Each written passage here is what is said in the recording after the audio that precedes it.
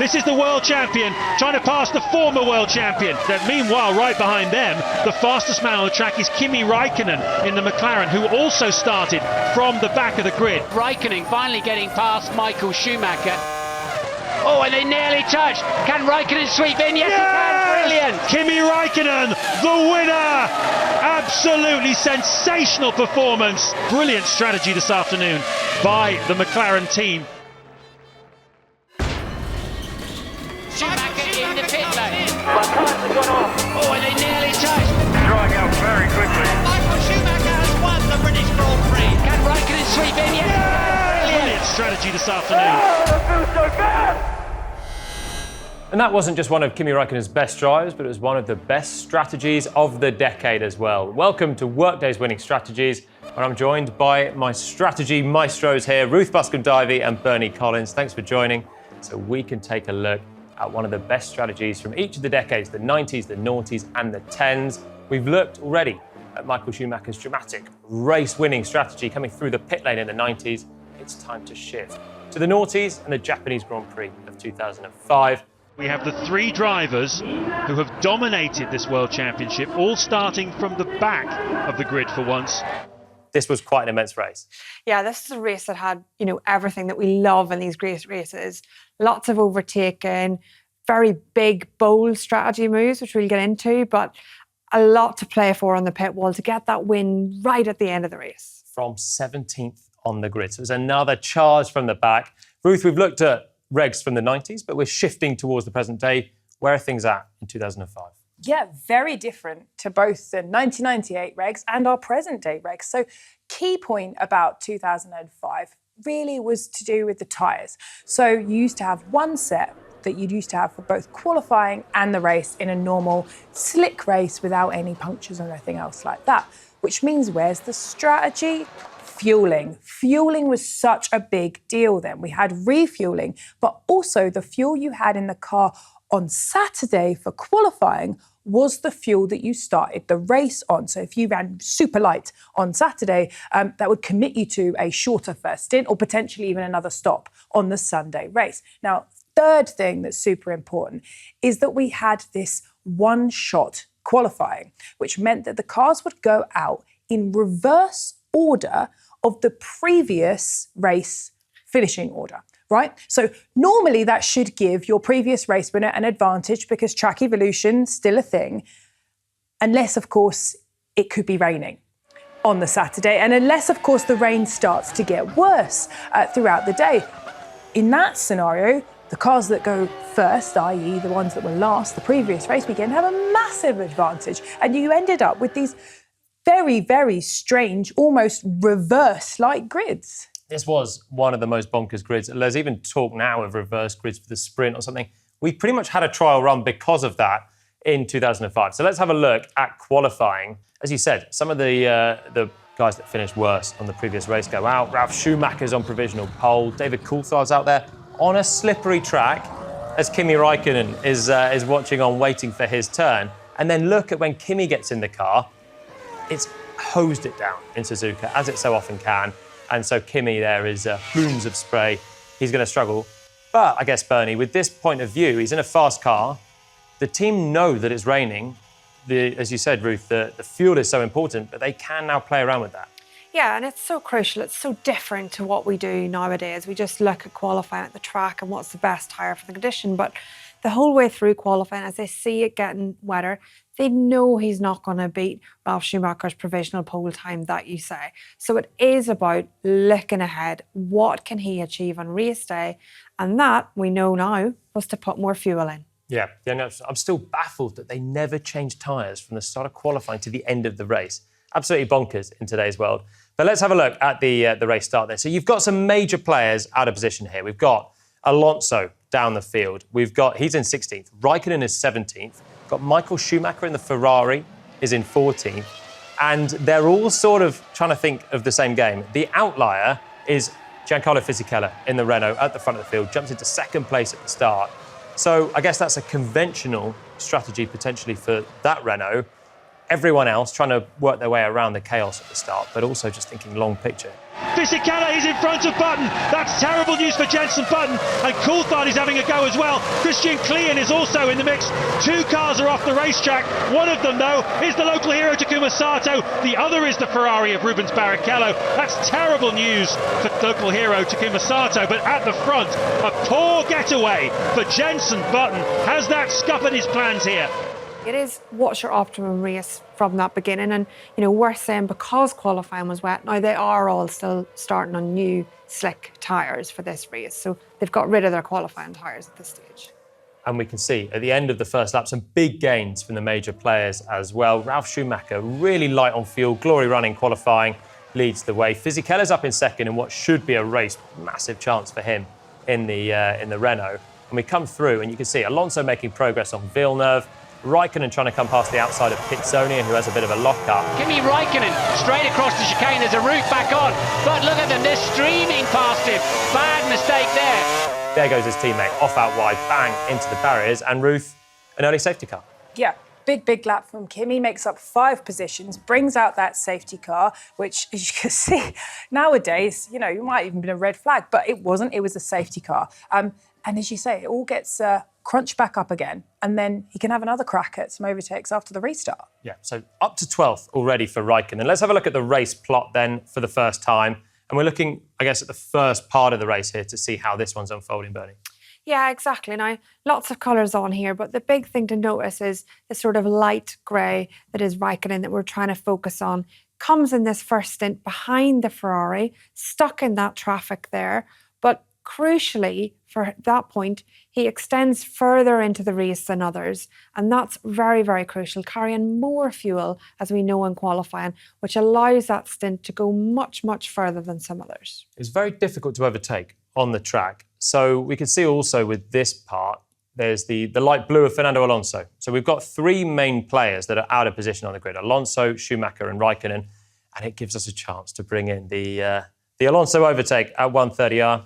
You'd have been impressed if one of your drivers was doing this. Yeah, I mean, still one of the greatest overtakes of all time, in my opinion. Michael goes to the inside, tries to block the line in 130. Oh, my word! And Alonso having none of it. Around the outside of the 130R corner. I've never seen anything like it.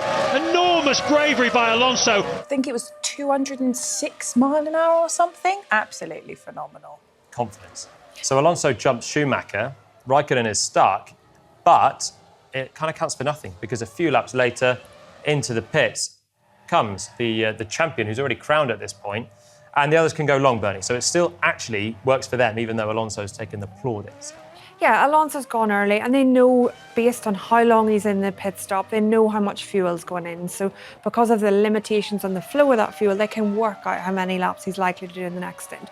So that is a bit of knowledge that the team has gained by extending a little bit further. And their next point is, what are we going to do? What is Raikkonen going to do at that next pit stop for the second all-important stint? Yeah, so we've still got Schumacher and Raikkonen. Schumacher, we should say, was not very quick in this race. On a Bridgestone, it wasn't really working for him, but heavy on fuel, difficult to pass. I quite like in this race, Ruth, how you've got so many different strategies. Because of the qualifying, because of the way that you got a fuel for qualifying, the wet and the changeable conditions, there was a 1, a 2 and a 3 stop. It was all happening. Yeah, exactly. You had Ralph at the front on his Glory Saturday, as you called it, doing a 3 stop. We have Villeneuve, who's currently on 0 stops. He only takes 1 stop. But even within the 2 stoppers, as Bernie says, there was such variation. We had guys going for the faster 2 stop on paper when it comes to fueling, people like Fernando. And then you had other teams like McLaren using their power of simulation to be able to have a look and see, well, actually, if we fuel longer and give ourselves more flexibility, that could give us potential to kind of fight our way through the traffic and make positions later in the race. Fascinating stuff. And it should be, because we should explain how it used to work with the overcut, really, in fuel. The longer that you run, you then get a chance to run on low fuel when everyone else has pitted and put high fuel back in the car, or some fuel in. It's kind of the reverse of the modern day undercut. The longer you go, the later you pit, the more you gain. Yeah, exactly. And there's lots to be said between, like Ruth said, many on the optimum. So very even stints, even in that fuel loadout, never getting to full fuel. Whereas actually for the longest stint, you start off quite slow in the stint. And that was one of the big decision points, I think, for me here is, in that second stint, is Raikkonen going to go heavy at the start and reduce his chances of that overtake on Schumacher, which was so, so important. So he was completely stuck in. And we can see he's just in a fast car. This McLaren has won the last 5 Grand Prix. The Ferrari's struggling, only won at Indianapolis under a bit of a dark cloud that year.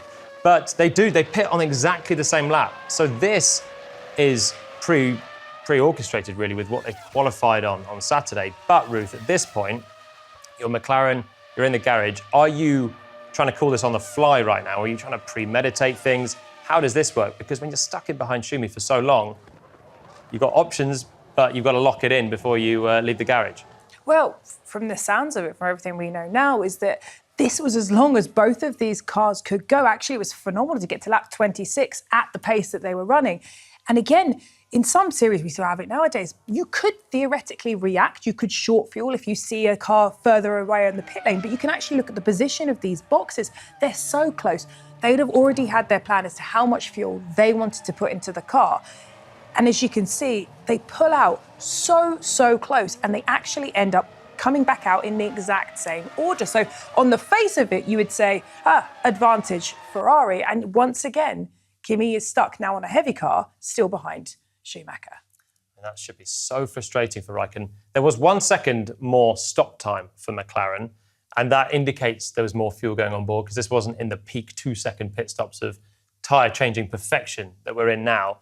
And look, they both emerge ahead of Fernando Alonso, who had pitted those laps earlier. In spite of his heroics, the light car at the end of that stint has worked well for those guys. So then I guess we go back to our race block, and we see in here still Raikkonen tucked in so closely behind Schumacher for a few laps, but it's about to change there. Yeah, exactly. He finally gets that overtake done and fit to get through, which is impressive given that the car, as you said, has done that 1 second longer pit stop. So it is heavier and does have more fuel on board at this stage, but still able to make that mistake, get that overtake done. And this one's crucial because as you look at this race block, the Ferrari of Schumacher's just really struggling for speed here. The red line just hanging there. The silver liner, the McLaren, then can go chasing after those other ones, and it brings him suddenly from a race that you're thinking maybe podium, can Schumacher, can Alonso get a podium? He can look at a race win again. Yeah, exactly. You know, he's pecked his way up the order. He's now kind of sat in the gearbox of Webber and Button, and now actually it's a bit of a long game in terms of really trying to maximise that stint. One of the fascinating things about this refuelling era is that, as you say, it's almost like reverse degradation. Normally tyre deg around Japan will be something like 0.08 seconds a lap on a kind of your normal race tyre. Actually, you're going quicker by 0.12 seconds a lap every lap. So every lap you can extend gives you a massive offset in terms of pace when you come out the other side. This is like the anti-strategy of the modern day, isn't it? You want to go long, you want to have the old tyres and the light fuel early on in the race. So, on we go into this second stint. Fischella pits with 16 laps to go. He looks like he has the race won. At this point, this is Renault, I guess, on their conventional two-stop strategy.